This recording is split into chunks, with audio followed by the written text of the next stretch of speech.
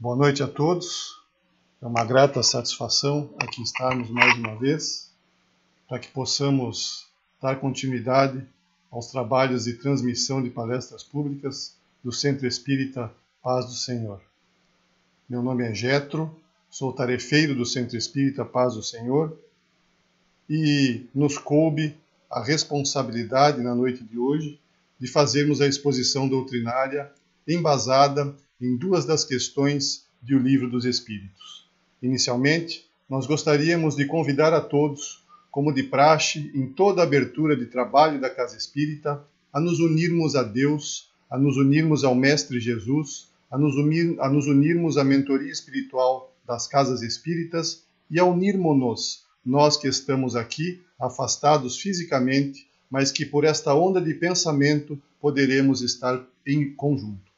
Então vamos elevar os nossos pensamentos, amainar os nossos pensamentos, buscando sintonia com os páramos celestiais, buscando que Deus nos permita a presença amiga dos espíritos ceareiros desta Casa Espírita, para que possamos levar a efeito a nossa responsabilidade da noite de hoje. Te pedimos, Pai, em favor de todos aqueles que aqui estamos, buscando um pouco mais de conhecimento, buscando um pouco mais de aprendizado, desejosos de nos transformarmos e de promovermos a nossa reforma íntima. Que a Tua presença se faça nos lares de cada um que aqui estamos e também, Pai amado, nos lares de todos aqueles que na face terrena precisam do Teu amparo e precisam do Teu auxílio. Em Teu nome, em nome da mentoria espiritual do Centro Espírita Paz do Senhor, damos por iniciada a atividade desta noite. Que assim seja. O tema que nos coube falarmos na noite de hoje está em O Livro dos Espíritos, mais especificamente na parte 4ª de O Livro dos Espíritos, nas questões 937 e 938, intitulado Decepções, Ingratidão, Afeições Destruídas. Kardec, com muita propriedade, inicia esta explanação a respeito dessa temática, que, por incrível que pareça, ele trata e aborda em somente duas das questões, nos dizendo assim. Na questão 937, pergunta Kardec aos espíritos: para o homem de coração, as decepções oriundas da ingratidão e da fragilidade dos laços da amizade não são também uma fonte de amarguras? Para o homem de coração, as decepções não são também uma fonte de amarguras? E nós colocamos em destaque o homem de coração, porque fomos buscar na obra de Kardec, dentro daqueles conhecimentos que ele nos traz, qual seria, para que possamos melhor entender as duas questões que tratam da temática da noite de hoje, qual seria o conceito que Kardec traz a respeito do que é o homem de coração. Não achamos um conceito definido por Kardec, aonde ele esclarecesse com minúcia de detalhes o que é ou quem é o homem de coração. No entanto, nós encontramos em a Revista Espírita, e posteriormente esta mesma passagem da Revista Espírita foi publicada no livro Céu e Inferno, que é a obra que trata da 4ª parte do Livro dos Espíritos, cujo tema estamos abordando na noite de hoje. Nós vamos encontrar lá na Revista Espírita e no livro Céu e Inferno uma história de um cidadão chamado Senhor Antoine Cousteau. Esse cidadão desencarnou em 1863 e era considerado por Kardec um homem de coração, porque na abertura do artigo que conta a história, onde são narrados os fatos ocorridos durante o sepultamento do corpo físico do Senhor Antoine, são narrados os discursos feitos por aqueles confrades de doutrina espírita, porque Antoine Cousteau era um calceteiro, um homem de origem simples, mas frequentava, auxiliava, participava da Sociedade Parisiense de Estudos Espíritas, o primeiro centro espírita fundado na Terra. E por ser partícipe desta sociedade, os discursos que foram feitos no sepultamento do seu corpo físico foram feitos por aqueles que ali também frequentavam a sociedade. E nesse discurso, no introito, aquele texto que vem antes dos discursos proferidos na sepultura, Kardec nos diz algumas características que nos fazem entender o que é o homem de coração, porque ele nos diz que o senhor Antoine Cousteau era um homem de coração. Nos diz Kardec que a sua fé no futuro era completa, sincera e profunda. Então, tinha convicção plena da vida após a morte. Tinha convicção plena de que a vida material é uma simples passagem, uma existência, uma simples passagem dentre centenas que tivemos e centenas que teremos, ao ponto de nos tornarmos espíritos perfeitos. Nos conta o Allan Kardec que o senhor Antoine Cousteau praticava a caridade por pensamento, por palavras e obras. Nos diz ele que sempre achava meios de assistir os que tinham menos que ele, por ser um simples calceteiro de minguados recursos, sempre achava meios de assistir aqueles que tinham menos do que ele. Então, com base nisso, é que Kardec nos diz que achava meios de assistir os que tinham menos que ele, meios materiais. É aí que está a colocação de Kardec, quando diz que Antoine Cousteau praticava a caridade por pensamento, por palavras e por obras. Praticava a caridade por pensamento, por palavras e por obras.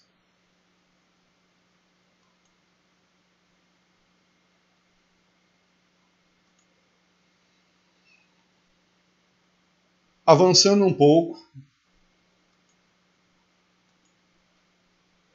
na resposta à questão 937, uma vez esclarecidos para nós o que é o homem de coração, uma vez que nós tenhamos o entendimento do que é o homem de coração, citado por Allan Kardec como sendo exemplificado pelo senhor Antoine Cousteau, nós vamos perceber lá na resposta à questão 937 a seguinte citação.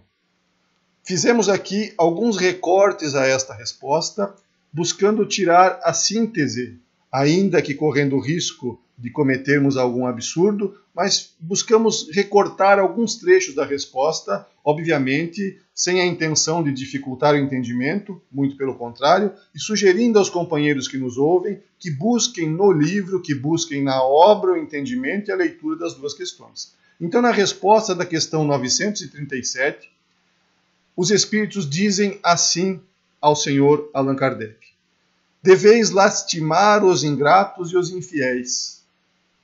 Lembrai-vos de todos os que hão feito mais bem do que vós, que valeram muito mais do que vós, e que tiveram por paga a ingratidão. Fizeram mais bem do que vós, valeram muito mais do que vós, e tiveram por paga a ingratidão. Então ele está nos alertando ao fato de que os maiores prejudicados pelo ato de ingratidão não são aqueles que, no seu entendimento, são vítimas ou que sofrem o ato da ingratidão. Mas os maiores prejudicados pelo ato da ingratidão é o próprio autor. É aquele que não reconhece aquilo que lhe foi feito de bem. E nós gostaríamos de abrir um pequeno parênteses nesta fala, nesse momento em que estamos sendo lembrados por Kardec, ou melhor dizendo, pelos Espíritos, que o maior mal é aquele que nós fazemos a nós mesmos, de uma obra intitulada A Grande Espera.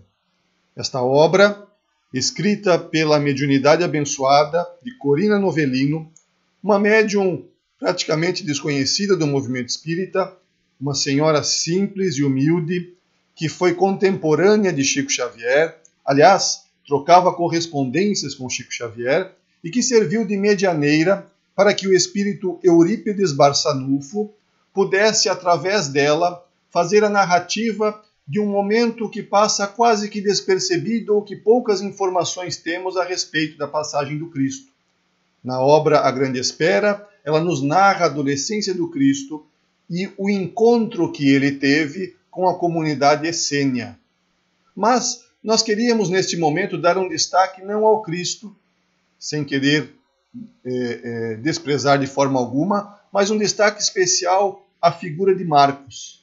Marcos era um essênio, um jovem adolescente, que adentrou a doutrina dos essênios, que teve contato direto com o Cristo na fase de adolescência e que, preparado que era espiritualmente, testemunhou a sua crença até o fim dos seus dias, morrendo assassinado.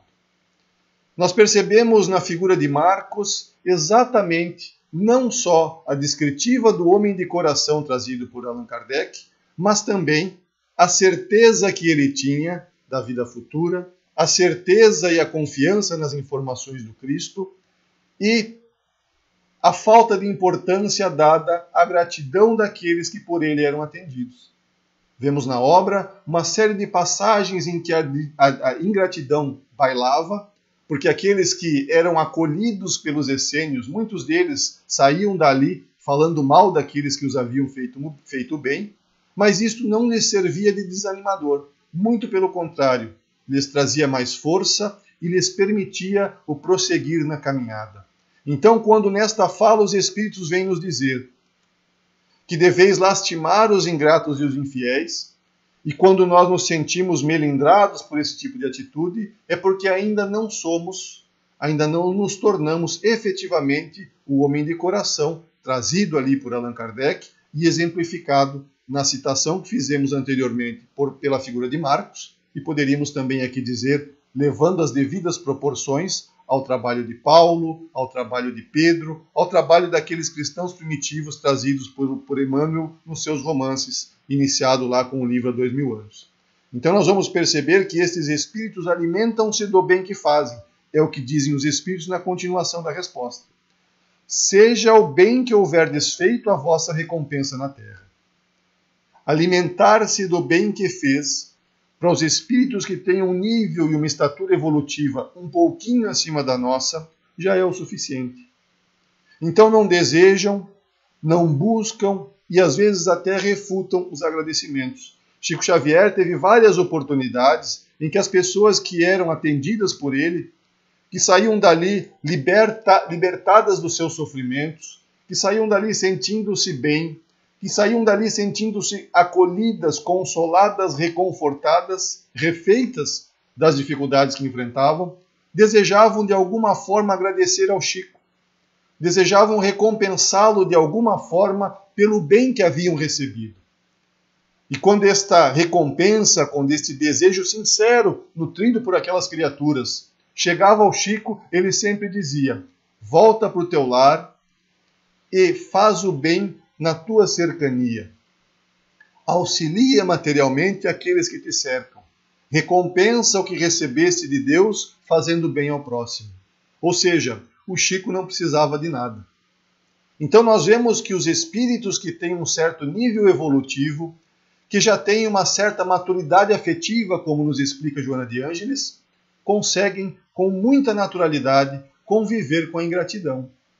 Conviver com aquele sentimento que no nosso nível muitas vezes vai nos despertar não só um mau sentimento contra o ingrato, mas às vezes um ressentimento, que é aquilo que vamos alimentando dentro de nós, que nos faz remoer e repisar por onde havínhamos transitando e reviver aquele processo doloroso dezenas de vezes, nos martirizando, nos fazendo mal e causando até desequilíbrio físico por consequência dos sentimentos e por consequência das atitudes que tomamos. Mas por que que isso acontece? Por que que para alguns espíritos encarnados a vivência, o convívio com aquele que intitulamos como ingrato se torna tão fácil e para alguns de nós é tão difícil?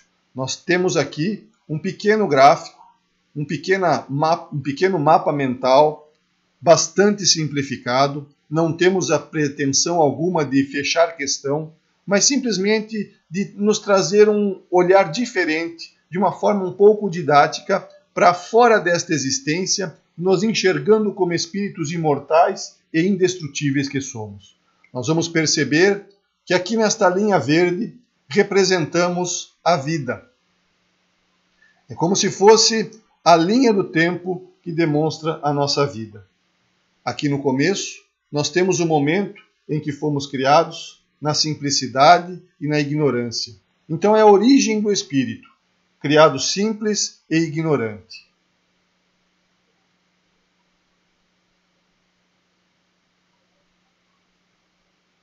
E nesta linha da vida, criado simples e ignorante, o espírito vai tendo ou passando pela sua reencarnação, vai passando pelos seus processos reencarnatórios, vai experienciando a vivência no corpo físico, vai experienciando a vivência no mundo corporal, ora como homem, ora como mulher, com os diversos caracteres de cada uma das existências, com as características físicas diversas que podem acontecer, dada ao processo hereditário, que é trabalho também do espírito encarnado, mas que modela o corpo físico de acordo com a necessidade, de acordo com os objetivos traçados pelo espírito para aquela atual existência. Então são os momentos em que ele está na existência corporal.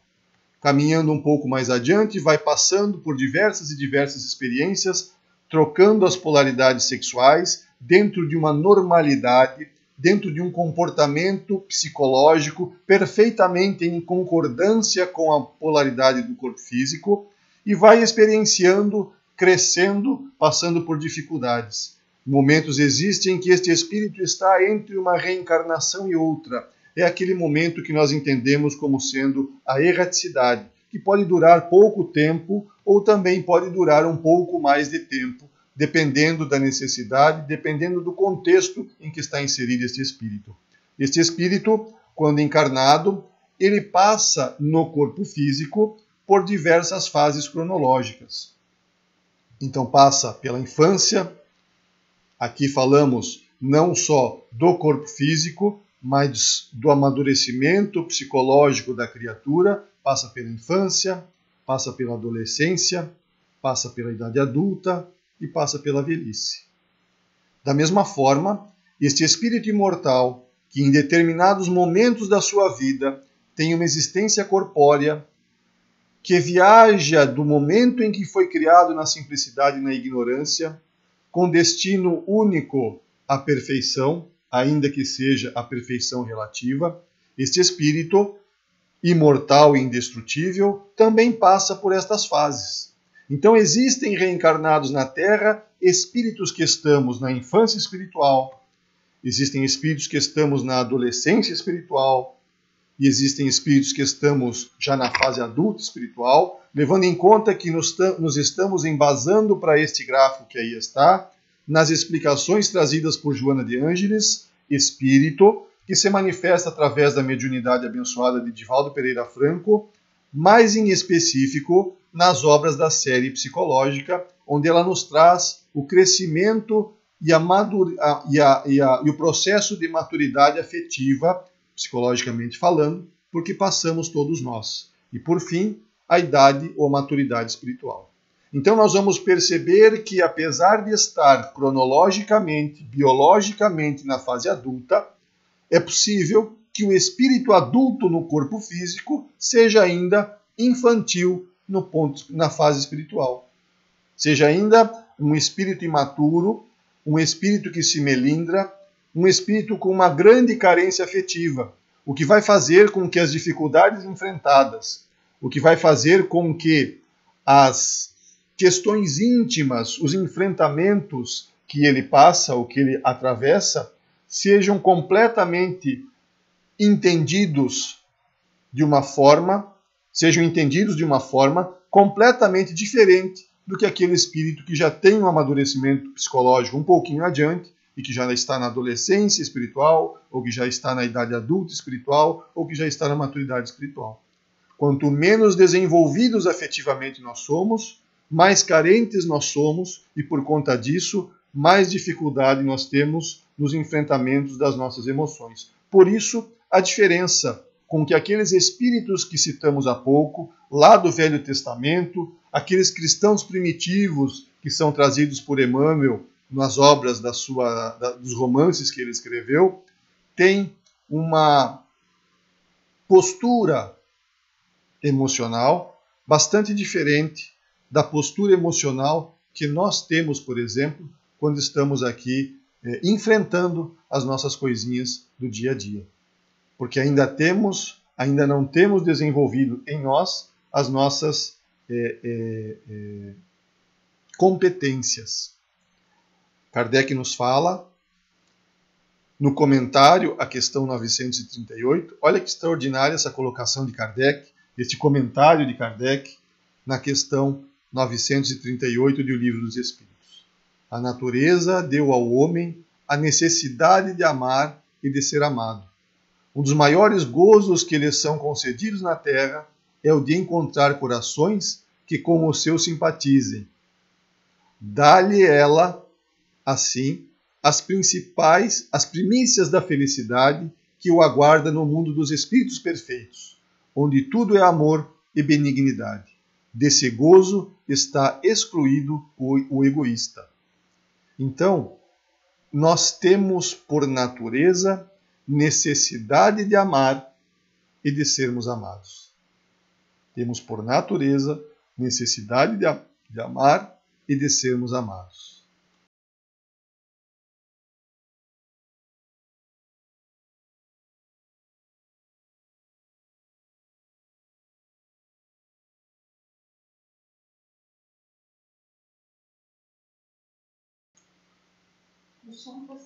Temos a necessidade de amar e de ser amados.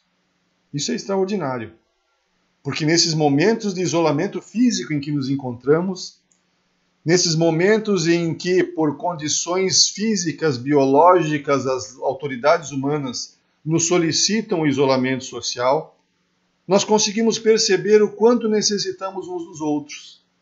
Nós conseguimos perceber a necessidade que temos do convívio. Nós conseguimos perceber a falta que nos faz o abraço fraterno na casa espírita. Quem sabe é esta ou é este um dos objetivos do porquê estarmos passando pelos que estamos passando agora. Porque normalmente nós só damos valor ou nós valorizamos mais aquilo que perdemos. Como perdemos agora a possibilidade do abraço, do convívio, do carinho, do afeto, fisicamente, do estreitamento de laços, fisicamente falando, nós sentimos falta. E por que sentimos falta? Aí está a resposta. Porque na natureza do homem, Deus nos deu a necessidade de amar e de ser amados. E nós vamos um pouquinho adiante nesta questão. Fomos buscar lá no livro de André Luiz, fomos buscar na obra de André Luiz, mais em específico no livro Evolução em Dois Mundos, esta explicação, este esclarecimento, do qual pensamos aqui alguns trechos, mas que estão lá no capítulo 1 da segunda parte, onde André Luiz vai tratar a respeito da alimentação dos desencarnados.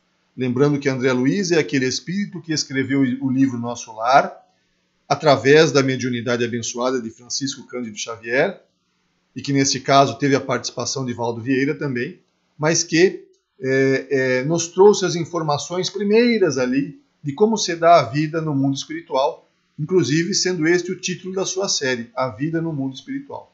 Então André vem nos dizer assim: quanto maior se evidencie o enobrecimento da alma, nutre-se de produtos sutilizados. Ele está falando aqui, em específico, da alimentação dos desencarnados. Quanto maior se evidencia o enobrecimento da alma, nutre-se de produtos sutilizados. E no intercâmbio de raios vitalizantes e reconstituintes do amor, com que os seres se sustentam entre si. Olha só. Quanto mais sutil, quanto mais enobrecido é o espírito, quando desencarna, mais sutil, mais sutilizado é o produto pelo qual faz uso para a sua alimentação. E, além disso, nutre-se dos raios vitalizantes e reconstituintes do amor com que os seres se sustentam entre si.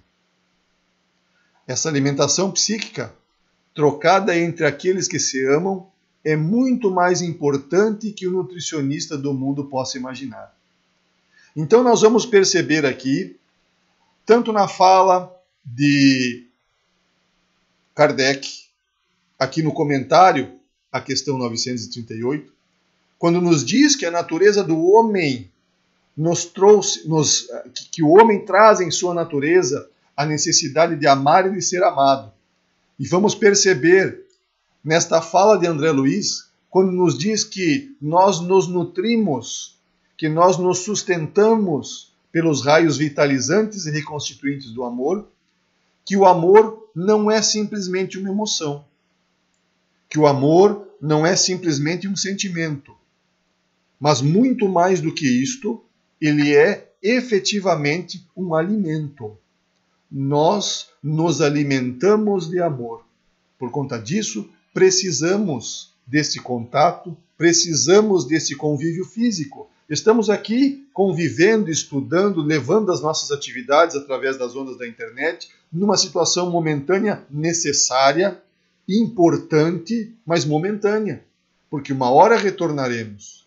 E neste retornar, queira Deus que estejamos mais bem preparados, entendendo esta coisa toda, para que, embasados neste conhecimento, nós possamos mudar as nossas posturas. Nós vimos ali, na citação do exemplo de Antoine Cousteau, Kardec faz questão de colocar no prefácio das declarações que são feitas, que ele era um calceteiro. Ele era como se fosse um funcionário público de uma prefeitura de Joinville, por exemplo, que conserta os calçamentos, que conserta as ruas, que tampa os buracos nas ruas. Era este o nível social, econômico daquela criatura que foi classificada por Kardec como um homem de coração, que fazia caridade em pensamentos. Olha só que extraordinário isso. Fazia caridade não só em atos, fazia caridade em pensamentos. E Kardec nos traz isso, e quem já leu a obra de Kardec, ou a obra que cita as viagens de Kardec, damos um destaque aqui à Viagem Espírita de 1862, vai perceber que os encontros que ele tinha nos centros espíritas que visitava eram com pessoas de extrema humildade social. Muitas vezes ele está narrado ali, que ele apertava a mão calejada daqueles que vinham do trabalho pesado, mas que vinham à noite ali conversar, ter contato com a doutrina espírita, buscar o conhecimento da doutrina espírita para melhorarem-se como espíritos imortais. Obviamente que a própria doutrina nos esclarece que a condição física de cada um independe do nível moral do espírito. Ou seja, não significa que aquele que tem uma condição de humildade social seja humilde espiritualmente. Porque nós não conhecemos a criatura, o ser, o espírito que ali está momentaneamente passando por esta ou por aquela experiência reencarnatória. Então, enquanto nós não desenvolvemos em nós este sentido, este conhecimento, esta certeza, e por conta disso não nos fazemos valer das possibilidades de nos alimentarmos mutuamente, de nos sustentarmos, como está ali, né? Com que os seres se sustentam entre si, não conseguimos nos sustentar pelo sentimento do amor verdadeiro, nós acabamos, por conta do entendimento que temos das atitudes dos nossos companheiros e que são interpretadas por nós como atos de ingratidão, nós acabamos desenvolvendo em nós um sentimento muito ruim, que é o ressentimento. Joana de Ângeles, no livro Atitudes Renovadas, tem um capítulo intitulado Ressentimento Doentio. Então ela não está falando daquele ressentimentozinho que a gente naturalmente sente quando sofre no nosso entendimento, volto a falar, no nosso entendimento, um ato de ingratidão. É natural, o nosso processo evolutivo é natural sentir. O que eu não devo é alimentar esta emoção. O que eu não devo é dar guarida no meu coração para que este sentimento iniciado ali com aquele ato que eu considerei errado perdure por muito tempo. Porque o ressentimento, nos diz Joana de Ângeles, ele vem acumular resíduos psicológicos de amargura. Ele acumula resíduos psicológicos de amargura. E quando ele acumula resíduos psicológicos de amargura, ele começa a desenvolver um processo. Um processo que se retroalimenta. Um processo que inicia-se ali com o acúmulo de resíduos psicológicos e vai transformar-se ali adiante no rancor.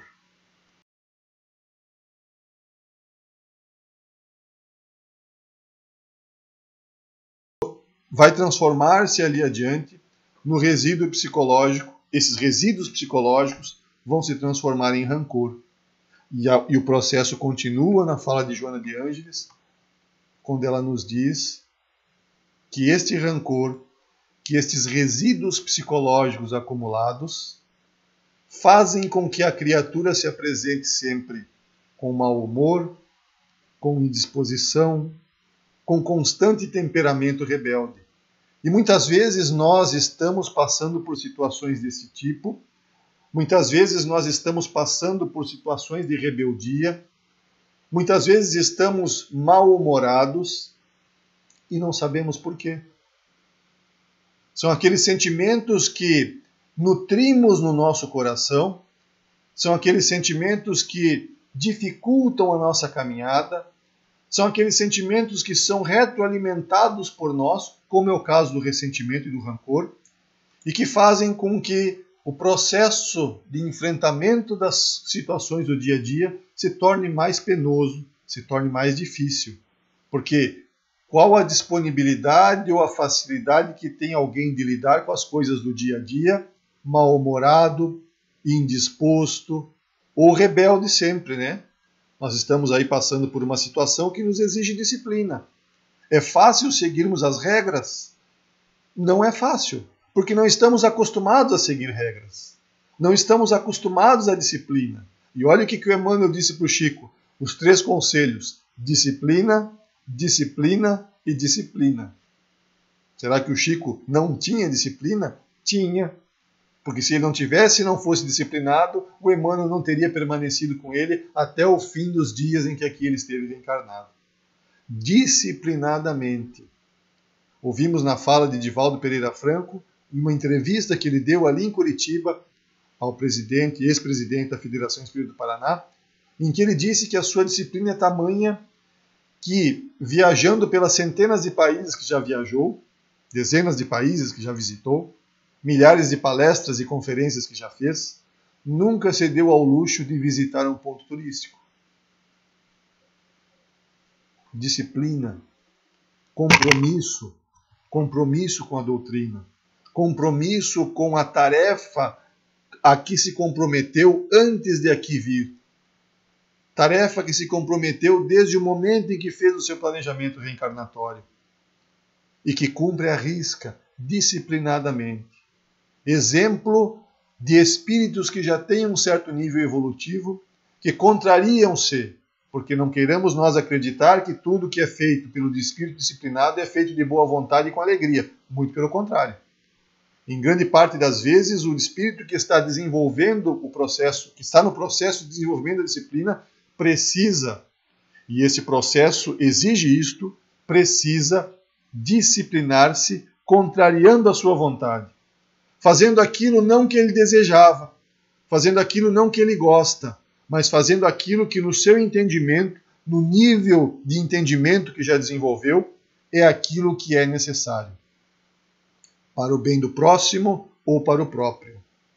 Então, é o espírito, é o homem com coração, como disse Allan Kardec, referindo-se ao senhor Antoine Cousteau.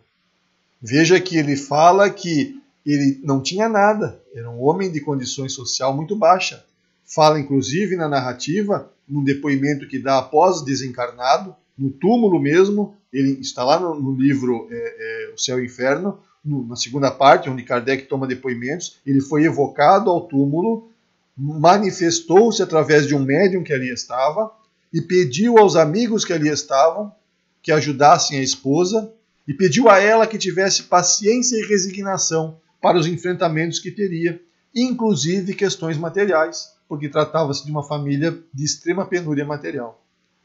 No entanto, contrariando as suas dificuldades, ajudava em pensamentos e materialmente aqueles que eram desprovidos de qualquer tipo de auxílio, como ele mesmo disse, como Kardec mesmo nos diz.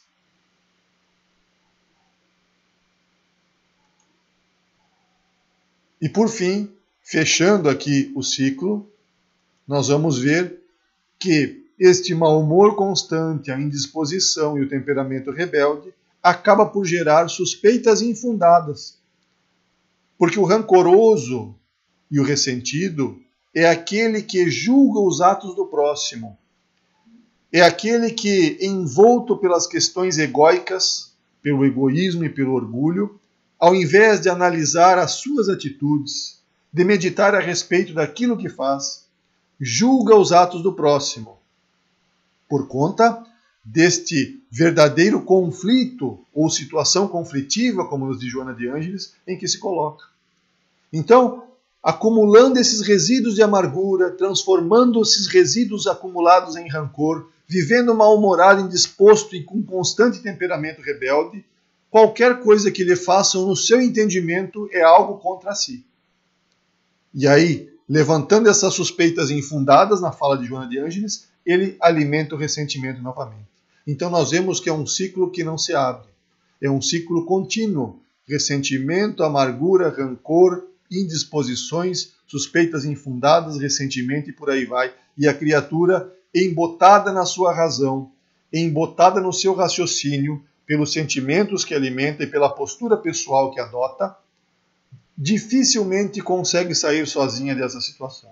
É necessário que algo ocorra, normalmente um chacoalhar da vida, como estamos levando agora. Um chacoalhar da vida para percebermos a importância do convívio. Um chacoalhar da vida para percebermos a importância do amor, do sentimento verdadeiro e puro do amor, que inicia-se com a preocupação que faz com que nós liguemos aos nossos companheiros que estão afastados fisicamente e façamos uma simples pergunta: como você está? Isto é o início do amor. Ninguém amará como ama o Cristo sem passar por esse processo de desenvolvimento desse sentimento ou destas emoções que transformar-se-ão ali adiante no amor do Cristo, quando conseguiremos nos amar como Cristo nos ama. Mas tudo isto faz parte de um processo. Então, dentro desse processo de crescimento espiritual, numa parte da resposta à questão 888A do Livro dos Espíritos, aonde São Vicente de Paulo responde a Kardec, ele nos diz assim: não esqueçais nunca que o espírito, qualquer que seja o seu grau de adiantamento, sua situação como reencarnado ou na erraticidade, está sempre colocado entre um superior que o guia e aperfeiçoa e entre o inferior para com o qual tem que cumprir estes mesmos deveres. Olha que extraordinária esta colocação. Nós estamos sempre entre duas posições. Aquela posição de alguém que está numa situação um pouco abaixo do nosso nível evolutivo e aquela situação em que alguém está numa posição um pouco acima do nosso nível evolutivo. E nós ali estamos, todos estamos. Sempre tem alguém atrás e tem alguém na frente.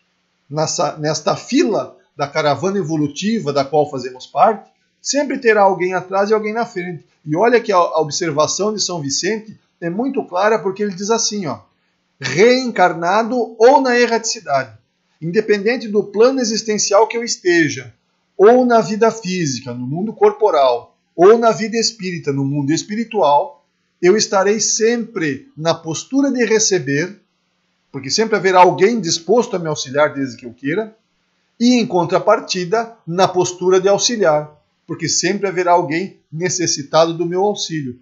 apesar da situação de penúria do senhor Antoine Cousteau, existia alguém em situação pior que ele. Materialmente falando, estamos aqui. E ele assim ajudava. Porque nesta fala, nesta resposta da questão que trata de caridade, dada por São Vicente de Paulo, ele diz ali, para com o qual tem. Não é um convite, não é uma sugestão, não é um conselho, é um fato, para com o qual tem que cumprir esses mesmos deveres. Então somos auxiliados. Leon Denis vai mais além. Ele nos diz, lá na Lei de Solidariedade, descrita no livro Grande Enigma, que não só nós somos auxiliados por espíritos superiores, como somos em todas as fases da nossa existência atraídos por estes espíritos que querem nos auxiliar. Então, nós recebemos este auxílio e, em contrapartida, como um dever à vida, precisamos auxiliar. Muitas vezes, este auxílio é muito simples. Basta que nós carreguemos o nosso próprio peso. Basta que nós façamos a nossa parte. Porque, vivendo num mundo em sociedade, se eu não carregar o meu próprio peso, eu serei um peso para a sociedade. Não estamos aqui falando que não há necessidade do auxílio, não é isto. As pessoas necessitadas precisam e devem ser auxiliadas. Estamos fazendo uma reflexão íntima de nós para conosco mesmo. Será que eu realmente preciso do auxílio que me está sendo ofertado? Será que eu estou cumprindo com as posturas necessárias para que ali adiante eu não seja um peso para a sociedade que vai ter que cuidar da minha ferramenta física porque eu me deixei adoecer? Me deixei adoecer porque não cumpri com o que deveria, me deixei adoecer porque não segui as orientações à risca, e não segui as orientações porque isso exige disciplina, e eu ainda não tenho o desejo de desenvolver a disciplina. Então, preciso ser caridoso comigo mesmo e com a sociedade na qual estou inserido, fazendo a minha parte. Cumprir com esses mesmos deveres. Na questão 938 do Livro dos Espíritos, a indagação é a seguinte: as decepções oriundas da ingratidão não serão de molde a endurecer o coração e a fechá-lo à sensibilidade?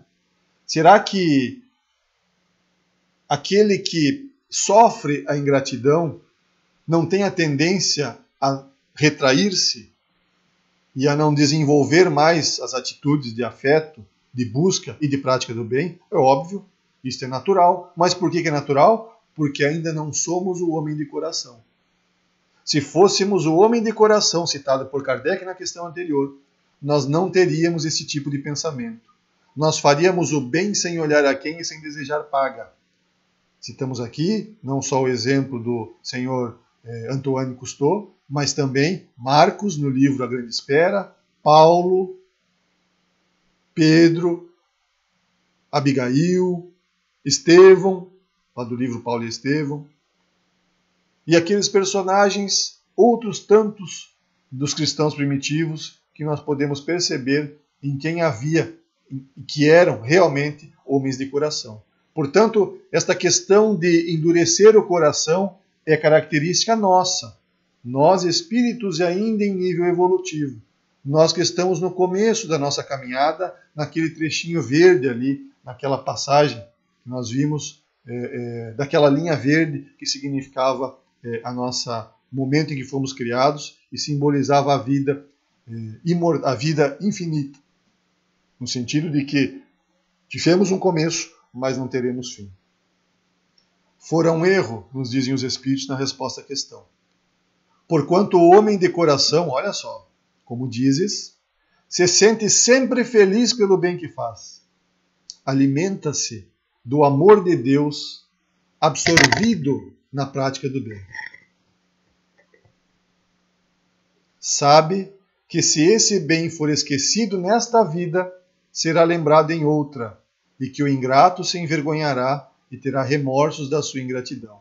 Será lembrado em outra vida por quem? Pelo próprio Espírito. Quando olhar para trás e perceber o bem que fez, sentir-se-á reconfortado, independente da ingratidão, independente da controvérsia, independente dos percalços que tenha que enfrentar, independente das dificuldades que tenha que enfrentar, porque uma outra lição que Jesus dá à comunidade dos essênios, que era uma comunidade que praticava o bem dentro de certos preceitos disciplinares criados por eles há milênios e que eram seguidos à risca, mas praticava o bem, tanto que eram muito bem aceitos pelo Império Romano, tanto que eram referência nas comunidades próximas às quais se instalavam como criaturas que faziam o bem. Mas Jesus, quando ali chega, diz a eles o seguinte: não basta ficar sentado e esperando que os necessitados venham.